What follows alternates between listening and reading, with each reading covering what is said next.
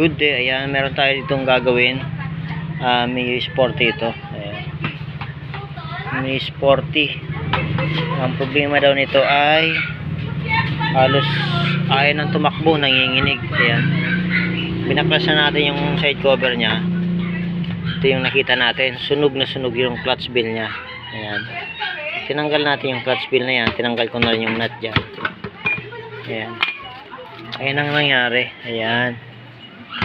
Ayan, halos dumidikit na yung bakal niya,